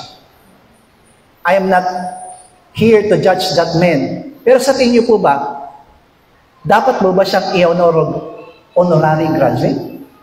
Sa tingin niyo po ba, halimbawa si Jenny, sabihin natin kay Pastor John, i-ano natin si Jenny, gawin natin siyang, i-ordain natin siya. Gawin na nating pastora si Jenny. O kaya dumampot na lang tayo, tingnan natin dito, pwede dito yun na lang, si sister, tawagin natin, i-ordain natin. Parang ganon. So, nung na-ordain na siya, pastor na siya. Nagulat ako. Sabi ko, sobrang cost over ito. Kaya sabi sa akin ni Pastor Jing, Pastor, hindi po ako nalulungkot na magiging pastor siya. Nalulungkot ako kasi wala siyang alam sa pagpapastor. Amen? Hallelujah. Kaya, ang hinahangad ng Panginoon sa atin ngayon, when the Lord Jesus Christ said, when He saw so many men following Him, He said, let us cross over. Tumawid tayo sa kabilang ibayo. Pero bago nangyari yung pagtawid, amin po ba, may nakarinig na scribe. Who is scribe? Scribe is a person who is under the teaching of the law. Gusto ko muna pong ipaliwanag sa atin, the first person, ang scribe po, mga minamahal ko, sila po ay mga leaders. They are teachers. Amen po ba? Actually, sila po yung sinasabihan ng Panginoon na scribes and Pharisees. Scribes po, hindi po sila ordinary. They were teachers. Kaya nga po, masasabi po natin, these people, itong mga taong ito, they are more teaching, not learner. They are leading, not follower.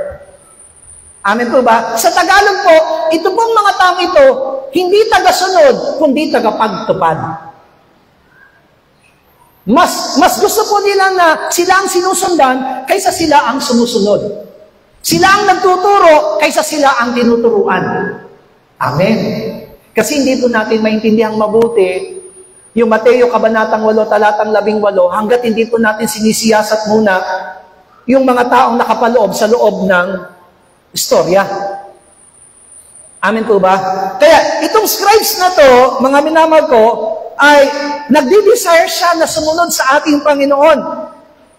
Hinahangad po niya na sumunod sa ating Panginoon. But instead, the Lord Jesus Christ said, okay, follow me. The Lord forbid him. Ano po ba ibig sabihin ng forbid? Hindi po siya hinayaan ng Diyos, ng ating Panginoon na sumunod sa Kanya. Kayo po ba, masisiyahan kayo kung sinasabi ninyo, Pastor, sasama ako. Pero sinabi ni Pastor, hindi ka pwedeng sumama. Malungkot kayo, tama? There's something really problem. May problema sa'yo. Kaya, itong taong ito, when the Lord asked His disciples, let us cross over. Tumawid tayo sa kabilang ibayo. And the Lord narinig ng Panginoong Yesus yung isa yung nagsabi, at ang sabi po ng isang skriba, Guro, susunod ako sa iyo saan ka man pumaroon. It is really a good. Masasabi ko po na magandang pananalita ng isang tao na gusto niyang sumunod sa Panginoon. Amen? Lahat na po ng gustong sumunod sa Panginoon, magsabi ng Amen. Amen? Gusto ba nating sumunod sa Panginoon? Ha? Kaya tayo nandito ngayon, gusto nating sumunod sa Panginoon. Actually. So, itong skriba na ito, hindi pa siya follower ni Jesus Christ. Masasabi ko nga po na itong skriba na ito, isang audience. Audience pa lang siya. Pero, sinabi niya na kagad sa Panginoon, Lord, Panginoon, Guro, actually, His word is really something that is really submission to God. Meron na siyang tinatawag na submission. Why? Because He called Jesus Christ as teacher. Sabi ko nga po sa inyo kanina, ano po ang mga skriba? Sila po yung mga teacher. Mas gusto po nilang nagtuturo kaysa sila ang tinuturuan. Mas gusto po nilang sila ang sinusunod kaysa sila ang sumusunod. Iyan ang skriba. Amen? Yan po yung tinatawag na skriba. Hallelujah. Kaya, itong skriba na ito, when he said to Jesus Christ, I want to follow you wherever you go. And the Lord Jesus answered and replied to him. May buti pa ang mga asong gubat, mayroong masisilungan, may mga pugad ang mga ibon, pero ang anak ng tao ay walang mahihiligan ng ulo. That is the reply. Hindi sinabi ng Panginoon sa kanya, doon tayo, pagtakan po nating mabuti kung bakit gano'n ang sinagot ng ating Panginoon. It's really very, kumbaga, malayo. Pwede lang naman sabihin ng Panginoon, yes or no. Nung sinabi ng skriba na ito na, I want to follow you, Lord, wherever you go. And then, the Lord Jesus Christ can reply, yes, you can follow me. No, you can follow me. Hindi po ganun eh. Ang sagot ng Panginoon sa kanya ay, buti pa ang asong gubat ay mayroong may tirahan, ang mga ibon ay may mga pugad, samantalang ang anak ng tao ay walang mapag-ihiligan. Hallelujah. Tandaan po natin, Jesus as God knows every heart of men. Alam kagad ng Panginoong Yesus kung anong klaseng motibo meron itong, amin po ba, taong ito na gustong sumunod sa Kanya. Crossing over also, amin po ba, gusto ko lang liwanagin sa atin, crossing over also is overcoming our old self. Amen? Di po ba, lahat ng mga Israelita na hindi pa nakakatawid sa dagat na pula, ay nandun pa sila sa lumang pagkatao. Ano pa yung gusto nila? Ang gusto po ng mga taong ito ay yung mga buhay sa Egypt. Amen po ba? Mamamatay na sila, gusto na nila bumalik na lamang sa Egypt. Yan yung kanilang lumang pagkatao. Ganun din tayo. Nung hindi pa tayo nababautismuhan, we're still living according to our own self. Amen po ba? Kaya nga sinabi kanina sa atin, ano yung baptism? Dying. To die with Christ. Last Friday said, ang sabi ng Panginoon, kung ikaw ay nabautismuhan na, namatay ka ng kasama ni Kristo. Hallelujah! Lahat ng nabautismuhan, magsabi ng amen. Lahat tayo po, namatay na tayo. Sabihin nga po natin, namatay na ako ang kasama ni Kristo. Ha? Nabubuhay pa yung lumang pagkatao natin. Namatay na ako ang kasama ni Kristo. Alam niyo po, mahirap paniwalaan yan. Kahit na sinasabi natin yan, ang tanong, naniniwala ka ba?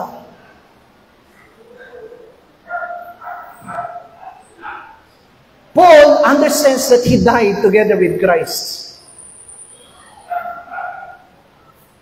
Kaya nga minsan, alam niyo po, mas malayo yung sinasabi ng labi natin sa nilalaman ng puso at isipan natin. We are born again. Yes, kapag sinabi natin, I am born again. Pero totoo ba? Yung nagmamanifest ba sa labi natin at yung ginagawa natin, totoo ba? Kasi di ba, nung ang ating Panginoong Hesus ay sinusundan ng maraming mga tao, ganyan din ang sinabi niya, that they will follow the Lord.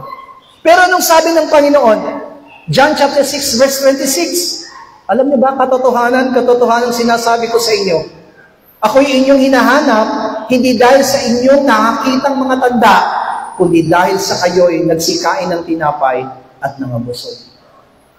These people wants to follow and wants to seek Jesus, not because He is God, He is Christ, He is the Savior. Hindi po. Itong mga taong ito sumusunod sa Panginoon. Bakit? Because they eat bread and they were satisfied. They are filled. Yung motibo mo nila, mga minamahal ko, kaya sila sumusunod kay Kristo ay parang mabusog lang. If I will follow the Lord, if I will follow Jesus, well, it's good. I can eat every day. Amen. Sumusunod ba tayo sa Panginoong Hesus ngayon dahil Jesus will provide our needs? Sabi kanina sa salita ng Diyos, yes, you are praying, but you don't have the power for the answer prayer. Only God has the power for your answer prayer. Ang Diyos ang tumutugon. Nasa Kanyang kapasyahan. Totoo na nanalangin tayo, Lord, pagkalooban mo ko ng ganitong bagay, siyang magpapasya. Ibibigay ba niya o hindi?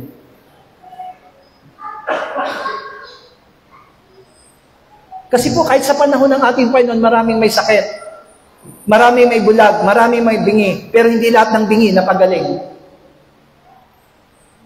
Amen?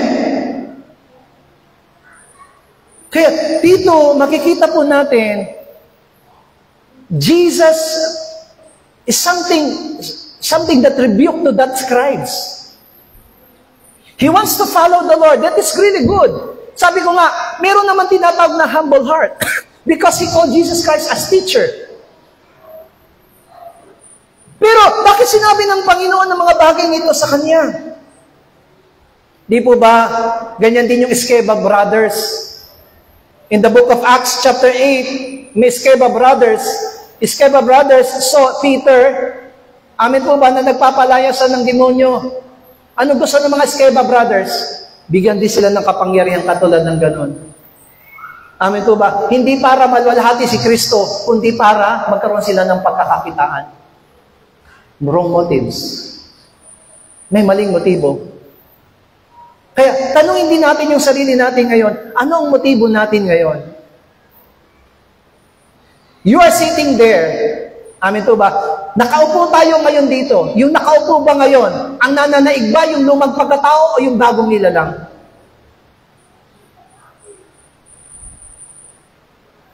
Because if the Lord Jesus Christ said, let us cross over, mga minamahal ko, mamaya makikita po natin kasi itong pinag-uusapan po natin, hindi pa siya talaga tagasunod ni Kristo. Pero gusto niyang sumunod ka sa ating Panginoon, pero kahit na gusto niyang sumunod sa Panginoon, nababasa ng Panginoon ang kanyang iniisip.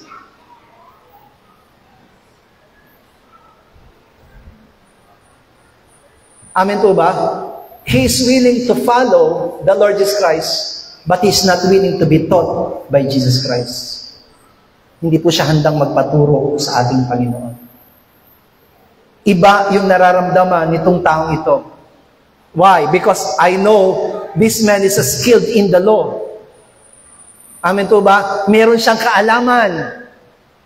Hindi po siya basta-basta lamang na mamamayan. He studied. Amen po ba? Kaya nga, kung sa tingin natin itong taong ito ay gusto talagang sumunod sa Panginoon, kaya ang sinabi ng Panginoon, do you want to be satisfied? You cannot. Kung hinahanap mo yung satisfaction sa pagsunod mo sa akin, hindi mo mahanap. Kasi kahit ako, walang mahihiligan ng ulo. Amen? Tingnan niyo po, di ba, lahat ng mga kabataan ngayon, if you will ask them, anong gusto mong maging? I want to be an engineer. I want to be an architect. I want to be a doctor. I want to be like this one. I want to be like this one. Wala kang maririnig sa mga kabataan ngayon, I want to be a pastor. Amen? Amen? Wala po. Walang sino man, wala naman pong sino man gustong tumayo sa pulpito para maging pastor. Kasi nakikita nila ang pastor mahirap. Amen? Lagi kailangang manalangin para magkapera. Amen? Hallelujah? Yun na laging nasa isipan ng mga tao. Amen? Hindi kaya yaman kapag pastor ka. Pero sabi nga di ba? If you are in your old self, you're attached in the world. Gusto mo bang yumaman?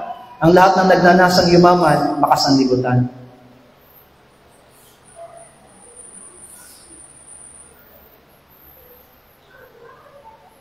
Amen? Ang kabalisahan sa buhay po natin, nagtuturo yan sa atin para maging makasanlibutan. Hindi ko sinasabing masama ang maging mayaman. Pero sinabi mismo tayo sa atin ng salita ng Diyos, be aware. Mag-ingat ka. Because lahat ng kapusukan, lahat ng pagnanasa sa mga bagay sa sanlibutan ay nakapaghihiwalay sa atin sa pananampalataya. Hallelujah. Kaya nga, mas mapanalanginin ang mga mahihirap kaysa sa mayayaman Kasi tayo bago humiga, Lord, Amen. Mananalangin tayo sa Diyos, Lord, kayo na pong bahala sa akin bukas. Amen. Wala na naman na po kaming bigas. Wala pang trabaho ng asawa ko. Kayo na pong bahala sa amin, Lord. Nananampalataya kami na ang bigasan namin mapupuno bukas in Jesus' name. Ang mayayaman, mananalangin pa ba? Hindi na sabihin lang nun, Inday, ihanda mo yung bukas yung ko, alis ako bukas, mag-withdraw ko. Inday, yung cheque ko, nandun sa nakalimutan ko, nakalagay doon sa ibabaw ng lamesa, pakitabi. Inday, nakalimutan ko yung cellphone ko, nandun sa labas. Amen? Yung mayayaman po, hindi. Ang iniisip po niyan, Lord, bahala na po kayo sa amin. Yung pera ko po hanggang linggo na lang. Lunes, wala na kaming panggastos. Nagtitiwala kami sa iyo, Panginoon, sa pangalan ni Jesus. Amen? Kakain ka na, amen. Makita mo yung kanin, konti. Lord, bahala ka nang i-multiply ito. Katulad ng 2 isda at 5 tinapay, paramihin mo, Panginoon, magkasya sa amin. In Jesus' name. Amen? Yung mayayaman, they will not. Hindi po nila kailangang manalangin pa ng gano'n. Amen po ba? Magkapera tayo. Ang isang mahirap na magkaroon ng perang marami, ganito pa ang panalangin. Lord, pagpalain mo po ang mga perang ito. Tulungan mo kung maibigay sa iyo yung tithes. Ang mayaman po, pag nagkaroon ng maraming pera, Lord, ang dami nito, payayamanin ko lang ang pastor namin. Hindi ako magbibigay ng tithes. Hallelujah. Amen? Kasi yayaman yung pastor namin. May pambili na naman siya ng barong niya. But no. Kaya dito makikita natin, the scribes was really being forbidden by the Lord. Sabi ko, Lord, mahirap ba sa Kanya? Ayaw mo ba talaga siya sumunod sa Kanya? Hindi po. Hindi po ibig sabihin ng talata na binasa natin that God doesn't want to scribes to follow Him. Jesus wants to correct his wrong mind. Kasi bago siya makatawid, amin po ba, kailangan niya ma-overcome yung luma niyang pagkatao. Tayo rin, hindi tayo yung level of faith natin, hindi lalago, hindi tatatag, hindi titibay, kung mamumuhay tayo sa lumang pagkatao natin. Kaya yung pananampalataya natin hanggang pang grade 1, hindi tumatawid. Di ba sabi niya po sa Pablo, dapat tagapagturo na kayo ngayon. Amen? Dapat hindi na kayo sinusubuan. Pero hanggang ngayon, sinusubuan pa rin kayo. Amen. Kaya sabi ng Panginoon, Matthew 7:21, di ba? Hindi lahat ng tumatawag sa akin, Panginoon, Panginoon, ay magiging karapat-dapat sa kaharian ng langit. Only those who do the will of my Father. Kung niyayaya tayo ngayon ng Panginoon na let us cross over, tandaan natin, kailangan maiwan. Kailangan maiwan na yung lumang pagkatao, hindi tayo makakatawid.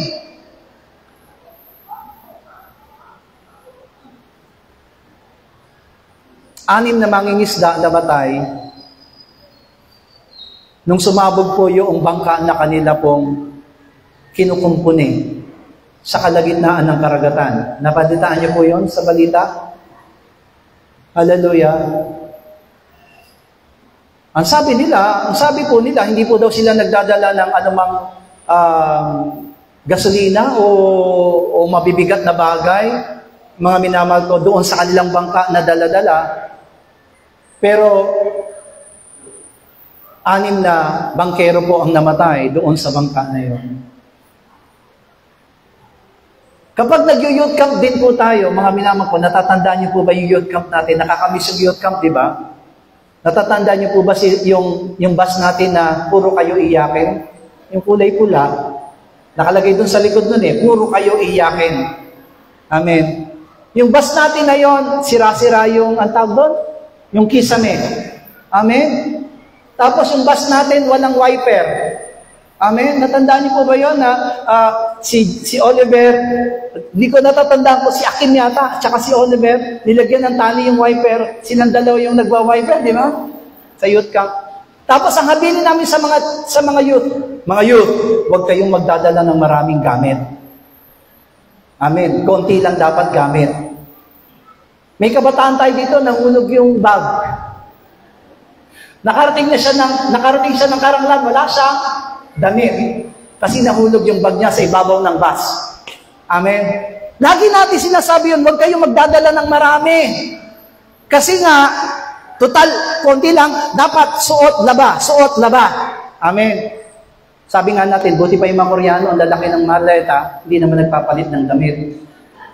Di ba? Aminin nyo yan, hindi lang ako nagsasabi niyan, kayo rin.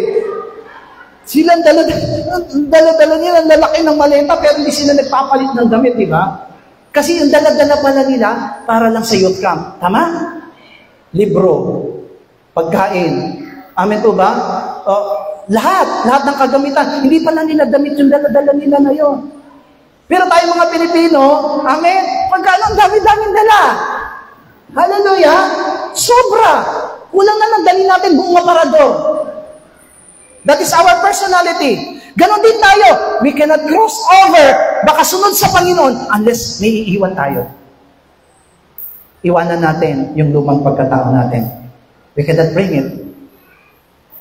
Hallelujah. Kahit na gusto nating sumunod sa Panginoon, hindi tayo makakasunod ng lubusan sa Kanya. Kaya, hinahangad ng Panginoon sa buhay ng basa sa atin. Amen? Kaya nga diba, kanina sabi ni Pedro, susunod ako sa iyo, Panginoon.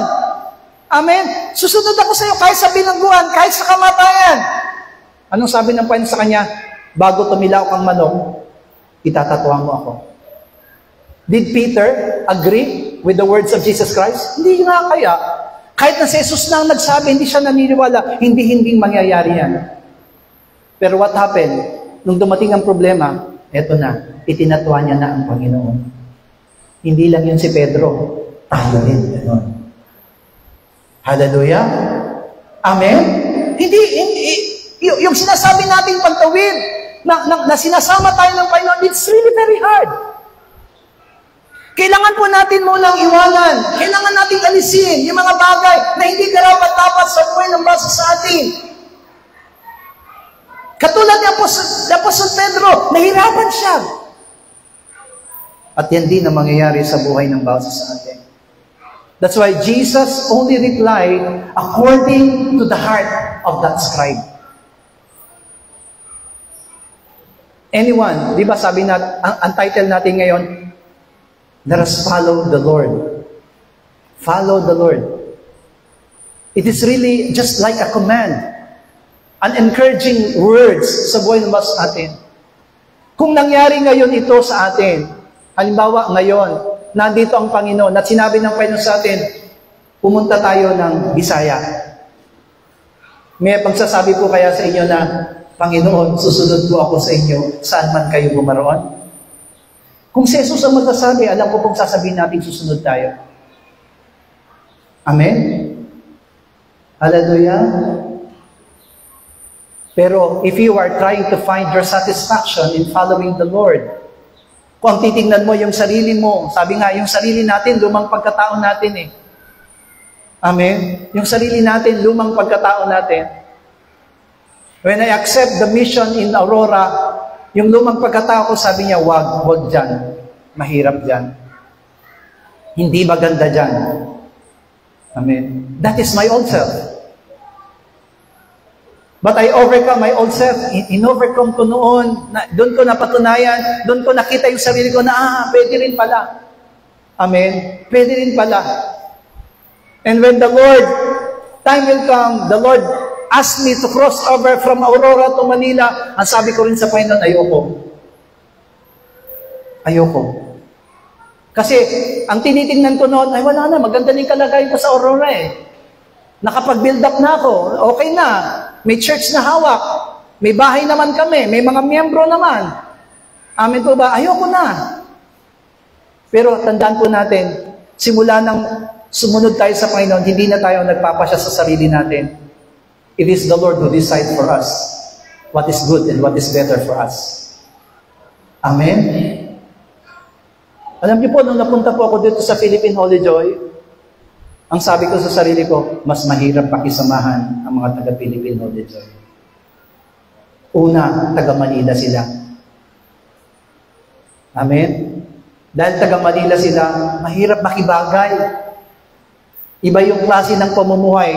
Amen. Di katulad kasi sa Aurora, kapitbahay ko, miyembro, amen, madali lang. So, lang. Dito sa Manila, layo-layo tayo.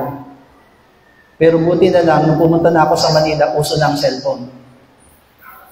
Isang text mo lang, pwede na. But God allows. Kapag ka may mga bagay na ipinagagawa sa atin ng Panginoon at handa tayong sumunod, whether it is really very hard. Kapag ipinagkatiwala natin sa Panginoon, God will do something in your life. Kaya yung scribe na yon, amen po ba? Ang sinabi sa kanya kagad ng Panginoon, hindi ko alam eh. Kung nung sinabi ng Panginoon sa kanya yon, sumunod siya. Sa tingin niyo po ba? Yung scriba po ba? Pagkatapos na sabihin ng Panginoon sa kanya, foxes have holes. Amen po ba? Birds of the air have nests, but the Son of Man has nowhere to lay his head. Nung sinabi kaya ng Panginoon ito doon sa skriba, sumunod po kaya siya o hindi? Sa tingin niyo, sumunod na siya o hindi? Alam niyo po ba, hindi siya sumunod. Bakit? Basta bakit nasabi mong hindi siya sumunod? Kasi hindi po nadagdagan ng 12. At wala po siyang naging alagad na skriba. So which means, amen po ba, these scribes still in the old self. Gusto niyang sumunod sa Panginoon nung sinabi niya, nung nalaman niya, wala palang matitirhan. Ayoko. Because scribes are really teachers. They are good. Amen po ba? Maganda yung kalalagayan nila.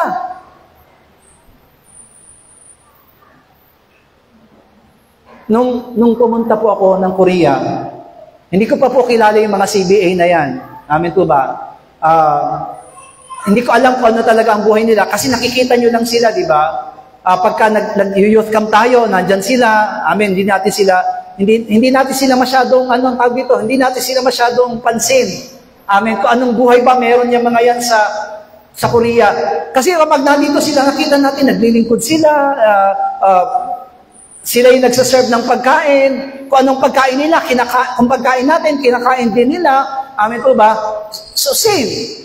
Noong nagpunta po ako ng Korea, nagulat ako, especially kay Cholong. Noong nakita ko si CL, na kung gaano kayaman sila, nagulat ako. Kasi, dinala ko ng nanay niya, seminar namin ni Pastor yun eh. Sabi sa akin ni Cholong, Pastor, my mother wants to invite you to go out. In-invite nila po ako. So wala, ang sinakyan ko po sa sakyan ni Cholong, ni CL. So sakay-sakay po ako. So pagdating namin sa mall, nandun na yung nanay niya. Bumaba din ng isang sasakyan. Wow, sabi ko. Nakita ko yung kotse. Wow, umanan lang ako. Tapos sabi nung nanay niya, mamili ka ng suit. Amen. Mamili ka dyan kung anong gusto mo, suit. Tapos nung pinipili ko po, syempre po, alam niyo po sa Korea, ang presyo po ng mga bilihin, 1 million won, 2 million won, ganun po, million. Amen. Kasi ita-times pa po yun. So sabi ko, mamahal. Meron kaming calculator. Alam niyo mga Pilipino, lagi may calculator. Tinignan ko yung isang suit, 32,000. Ay, mahal. Sabi ko, Cholong, wala bang mas mura dito? Yung mga 2,000 lang, 3,000, gano'n. Anong 3,000? 3,000 won? Sabi niya, walang gano'n, Pastor. Walang gano'n dito. Tapos, dumating na naman yung nanay niya, kasi si CL lang kasama ko. Have you chose? Sabi ko, wala pa po. At siya na namili. O ito, binili niya sa akin. Ang pinili niya po is 37,000 pesos. Nasulog lang ng asawa ko. O, sinunog niya lang sa plancha. Kaya ngayon natitira na lang blazer, wala na yung pantalon. Kaya 37 minus half. So yun na po yung may natitira sa akin. Kaya yung mayaman sila. Pero kapag naglilingkod sila, di ba? Kung paano? Si Yunyang, meron sila, mga gasolinahan. Amen? Pero kapag nandito sila, di ba? Same. Sabi ko, Lord, sana ganun kami. Kahit na dumating ang araw, Philippine Holiday Church, na yumaman kayo, sana nandun pa rin kayo sa mababang kalagayan. Sana kapag nasa abroad na kayo, kilala nyo pa rin kami. Amen? Sana kapag kilalang-kilala na kayo sa ibang bansa, at marami na kayong pera sa ibang bansa, Pastor, pambili mo ng lugaw, pambili mo ng Jollibee. Sarap, no? Yung, papadala nyo sa Pastor Joe, Pastor, pamasahin mo papuntang Korea. Amen! Hallelujah! Kasi kadalasan, maraming mga miyembro, Pastor, pag abroad namin, panalangin mo lang ako makapag-abroad. Pag nasa abroad na ako, Pastor, padadalang ka namin. Ay, wow! Sa awa ng Diyos, nasa abroad na ngayon. Amen. Pastor, padala mo nga sa akin yung account number. Ay, wag yung account number ko, yung account number na lang ng church. O pinadala ko yung account number ng church sa kanya. Sabi ko doon sa mga nagbibilang ng pera natin, nagpadala na ba? Wala po, Pastor. Walang tatanggap. At least, nandun daw yung account number natin. Sana pag nasa abroad na kayo, hindi kayo magbabago. Sana kapag may milyones na kayo na hawak, hindi kayo nagbabago. Maalala nyo pa rin ang Panginoon. Bigyan nga po natin ng pinakamalakas sa palakpakan ng Diyos. That is closing over. Kaya itong skriba na ito, sabi ko, nahirapan siya. Nahirapan siyang sumunod. Kaya sabi doon, di ba, 2 Timothy chapter 2 verse 4, sino mang kawal na nasa pagkakawal ay hindi nahalubilo sa mga bagay na sa buhay na ito upang siya'y kalugdan niyang nakatala sa pagkakawal. No, everyone, sabi niya dito, let us not be attached in the world. Kung gusto talaga nating sumunod sa Panginoon, do not be attached in the world. Hallelujah. Kanina sinabi ng, kaya pala ganun. Alam niyo, naintindihan ko kanina yung sinasabi kanina na you will crawl from your belly. Sabi niya doon sa ahas, na ikaw ay gagapang sa pamamagitan ng iyong tiyan. Noong una, nung pinapaliwanag ko yung interpretation ko kay Pastor, hindi pa sumasagi sa isip ko kung ano ibig sabihin. Sinasabi niya na may relasyon kayo sa dyablo.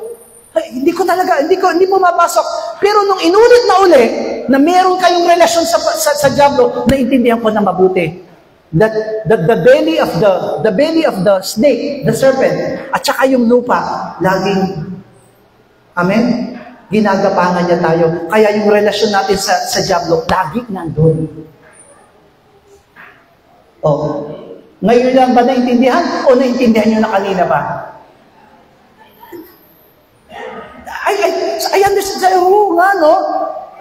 Crawling through his belly. Amin po ba? Doon sa lupa. Sino ba ang lupa? Tao, di ba? Kaya, kahit naman nanampalataya na tayo, di ba? Inaagaw tayo ng salibutan. Amen? Gusto ko na mag-abroad noon eh. Kasi ayoko talaga maging pastor. Gusto ko mag-abroad. Kaya sabi ko, mag-abroad na lang ako. Susuportan na lang ako sa pastor. Sa gawain ng Panginoon. Pero binitawan ko yung passport ko at nag-aral ako sa Bible school. At hindi ko pinagsisisihan. I am not a perfect pastor. Marami pa rin akong kahinaan. Marami pa rin akong pagkukulang sa Panginoon. Pero I'm still overcoming every day. Hallelujah. Kasi hindi ako makatatawid. Katulad ng last Friday, nahiya ako sa Panginoon na yung spirito ko, nakaupo na pala doon. Hallelujah! Lahat ng anak ng Diyos, sabi ng amen. Angkinin po ninyo na yung spirito nyo, no, nakaupo na doon sa trono, kasama ng Diyos sa kalangitan. Hallelujah! Nandun na siya eh. Kasi bakit? Iniligtas na tayo. Inilayo niya na tayo sa dyablo. Ang kailangan na lang natin mapagtagumpayan, yung katawan natin at yung kaluluwa natin. Our soul. Our body. Pero hindi tayo makaka-cross over to heaven if we will not overcome. Amen? Let us live. Iwanan natin. Pangalawa, amen po.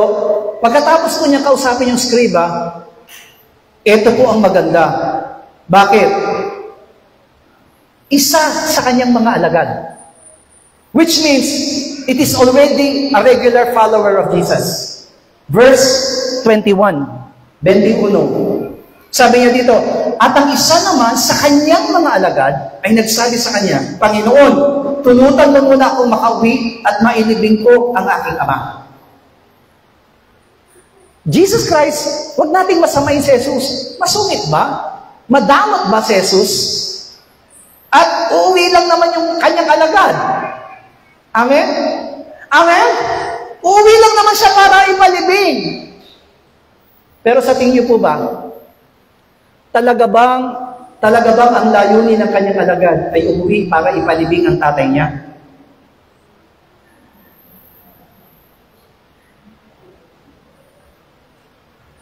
Iyon ang nakasulat.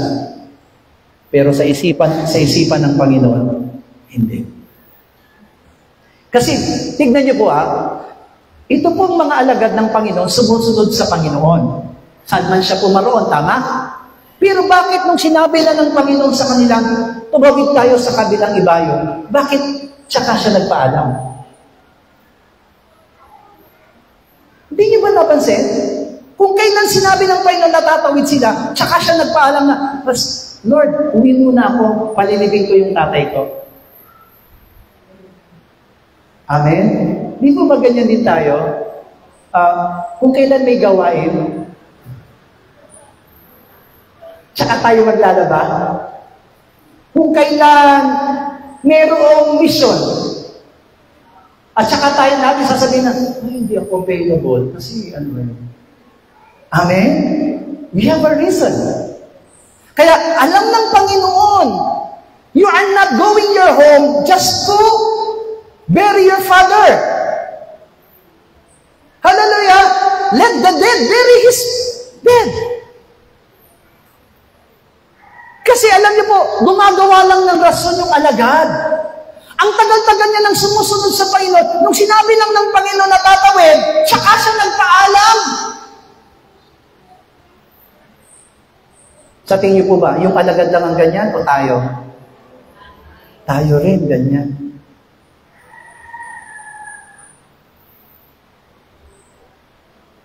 Tayo mismo yung gumagawa ng dahilan. Amin po ba? Kasi alam niyo po, inisip ko sabi ko, Lord,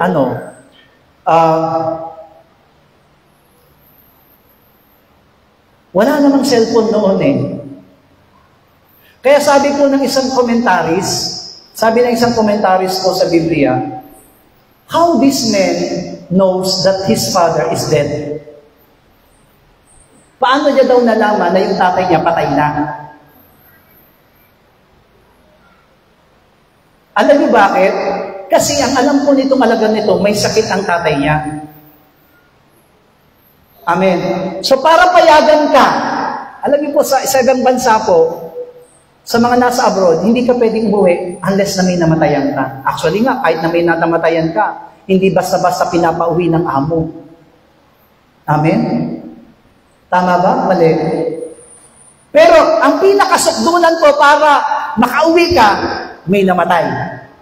Kasi kung sasabihin ko lang birthday, hindi, okay din to Kasi, halimbawa, hindi sinabi nung alagad, Lord, uwi muna po ako kasi birthday ng tatay ko, may handaan. 75 po kasi. Kaya uwi muna ako. Sabi niya, birthday lang yan. Hindi importante yan. Amen? Hindi ako papayagan. Ano kaya? Lord, pwede bang umuwi kasi kasal ng kapatid ko? Hindi rin. Ano yan? Hindi ka aprobado.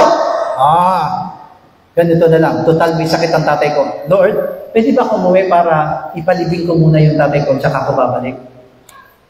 Akala niya papayagan siya, pero sabi ng Panginoon sa kanya, let the dead bury their dead. Alam niyo kung bakit? Our priority is the Lord. Anyone who wants to follow the Lord, you must prioritize God sa buhay po natin. Kahit na anong mangyari, kahit na meron tayong may dadahilan, amin po ba? Try natin yung sarili natin na unahin natin ang kalooban ng Panginoon. Have you taken the cost of following the Lord? Naunawaan po ba natin yung bigat ng hinihingi ng Panginoon kung gusto nating sumunod sa Kanya? Because you are want to cross over. Amen po ba? Gusto mong tumawid. Gusto mong hanapin. Nais mo na harapin. That's why Jesus Christ, ang ating Panginoong Jesus, Lord, if you can remove this cup, but not my will, let your will be done. Diba? Kung pwedeng alisin mo ang pait ng sarong ito sa akin, pero wag ang kalooban ko ang masunod. Because at that time, he can say, Father, I cannot. I will not do this one. Pero, tingnan niyo po, because Jesus obeyed. Kaya ako nandito para sa kalooban ng Ama. Kaya ako nandito para tuparin ang katwiran ng Ama. That's why sabi niya kay Peter, I want to go to Jerusalem, suffer and die. Iwanan niyo man ako, I am not alone. I am with Father. Hallelujah! Si Jesus Christ, nung nakita niya po yung sarili niya na pwede akong iwanan ng mga ito, and nangyari nga. Iniwan siya. Pero si Jesus Christ nanghina ba? Hindi. Why? Because His priority is the will of God. Church, iwanan man tayo ng sino man. Iwanan man kayo ng boyfriend ninyo, ng asawa ninyo. Huwag ninyong iiwanan ng Panginoon. Hallelujah. Yes. Kasi yung mga yan, mapapalitan. Pero ang Panginoon, iisa lang siya. Amen? Isa lang siya. Kaya, kahit na anong mangyari sa buhay ng bawat sa atin, tayo ba yung alagad na sumusunod na sa Kanya, pero nung hiniling ng Panginoon na tumawid, nagpapaalam tayo, gumagawa tayo ng rason, do not. Huwag natin gagawin. Oh my soul, follow the Lord. Hallelujah. Sabihin na natin, oh my soul, follow the Lord. Oh my soul, follow the Lord. Oh my soul, follow the Lord. Oh my soul, follow the Lord. Alam niyo po yung iba, sabi niya, oh my soul, follow the Lord. Oh my soul, follow the Lord. Amen. So why? Because he's not convinced. Hallelujah. Crossing over. Kailangan ngayon, utusan mo na yung kaluluwa mo, sumunod ka sa Panginoon. Ayaw, sumunod ka pa rin sa Panginoon. Matigas kasi. Alam niyo po yung lumang pagkatao natin, matigas. Amen. It's very stubborn. Pinipilit niya tayo. Amen po ba? Pinipilit niya tayong alisin. Amen. Let the dead bury their dead. Amen po ba? Wag na tayong mag-alala. Amen. Wag na tayong mag-alala. Parang sinabi ng Panginoon, that is already dead. The most important thing is you. Follow me. Amen? Sumunod tayo sa harapan ng Panginoon. Hallelujah. Sabi ng Panginoon, Matthew chapter 10, verse 22. Kayo'y kapupuotan ng lahat ng mga tao dahil sa aking pangalan. Datapwat ang magtiis hanggang wakas ay siyang maniligtas. Lahat po tayo. Amen. Maaring usigin tayo. Maaring kapuotan tayo ng maraming mga tao. But do not give up. Follow the Lord. Last verse, Revelation chapter 2, verse 10. Revelations chapter 2, pahayag, dos, G, sabay-sabay. Huwag mong katakutan ang mga bagay na iyong malapit ng tising. Narito, malapit ng ilagay ng diablo ang ilan sa inyo sa bilangguan upang kayo'y masubok at magkakaroon kayo ng kapigatiang 10 araw. Magtapat ka hanggang sa kamatayan at bibigyan kita ng putong ng buhay. Hallelujah. Maaring ipabilanggo tayo because you are following the Lord. Maaring ikaw ay malapit sa kamatayan because you are following the Lord. But do not give up, sabi ng Panginoon. Carry on and overcome, and I will give you the crown of life. Hallelujah. Amen. Naghihintay na yung Espiritu natin. Amen po ba? Is waiting for the salvation of our body and our soul, and together we will reign together with Christ. Hallelujah. Okay na tayo. Saved na tayo eh. Ligtas na po tayo. Amen. Hallelujah. Ligtas na tayo. Ang kailangan lang natin pagsumikapan, overcome our own self. Tayo po'y manalangin sa oras na ito, that when the Lord asks us to cross over, wala tayong ibang sasabihin sa Kanya, Lord, I will follow you. Oh my soul, overcome it. Let us pray all together. Oh my soul, overcome. Oh my soul, overcome. And oh my soul, overcome. Ama namin Diyos, tuloy nga po na kami po lahat na narito ngayon, Panginoon Diyos, ay naglalayo na makasunod at magawa ang lahat ng bagay na siyang nais mong kalooban para sa aming mga buhay. Tulungan mo kami, Ama, na mapagtagumpayan, Panginoon Diyos, ano man ang mga bagay, Father God, na ninanais mo sa amin to cross over. We will follow, oh God, sapagkat yan ang layunin at nais ito para sa aming mga buhay. Huwag mo kaming pababayaan, Panginoon Diyos. Kaya, Ama, na ikaw lamang madagila, ikaw lamang ang mapapurihan, ikaw lamang ang maitaas, ikaw lamang ang maparangalan, ikaw lamang ang kilalanin sa buhay mo ng basa mo sa amin. Sa iyo lamang namin itinitiwala ang lahat, Panginoong Diyos, at alam namin, Father God, na hindi kami gagawa, Panginoong Diyos, sa mga kadahilanan upang hindi kami makasunod sa iyo. We will follow you, God! We will follow you, Father God, sapagkat yan ang hangarin at layunin mo sa amin, Panginoong Diyos, at ayaw, Ama, na hindi namin hanapin that will satisfy us, that will satisfy our ourselves, O God, but to satisfy you, God, in our lives, O God. Yan ang hinahangad at nilalayo namin. Tulungan mo kami, Panginoong Diyos, na mga salita na narinig namin ay maging katibayan at katatagan ng aming pagkilipod at lahat ng aming mga pananampalataya. Ikaw lamang, O Diyos, ang ninanais namin. Salamat po, Panginoong God. Ama namin, Diyos, tulungan mo kami sa oras nito. We are weak. because of our old self. We are weak if we are attached in the world. We are weak because there's still the devil who really controls us. But thank you, Lord, for you have overcome the world. And you have given us, Lord, the power to overcome the world. Panginoong Diyos, hayaan mo, Ama, na maging matagumpay po kami. Maranasan namin lagi, Panginoong Diyos, na kapag sinabi mong tatawid tayo, kasama kaming tatawid. At kasama kaming magtatagumpay at magagawa namin ang lahat ng bagay na nilalayo at ninanais mo para sa amin.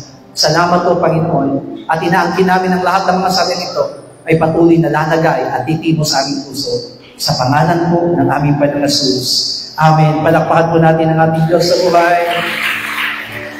You can give now our special offering to the Lord.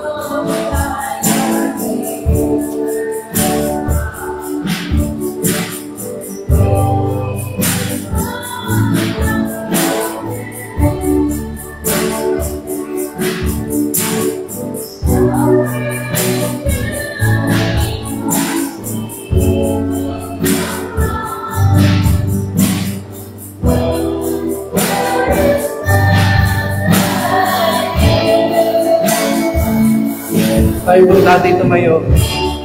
There is none like you. There's no one else can touch my heart like you do. And I could search for all eternity long and find there is none like you. All together, Lord's Prayer. Ama namin nasa langit, sambahin nawa ang pangalan mo. Ikaw nawa ang maghari sa amin. Sundin nawa ang iyong kalooban dito sa lupa tulad ng sa langit. Bigyan mo po kami ng pagkain kailangan namin sa araw na ito at patawarin mo po kami sa aming mga kasalanan tulad ng aming pagpapatawad sa mga nagkakasala sa amin. At huwag mo kami iharap sa mahigpit na pagsubok, kundi ilayo mo po kami sa masama, sapagkat iyo ang kaharian at ang kapangyarihan at ang kapurihan magpakailanman. Amen. God bless you all. Bless you, Lord.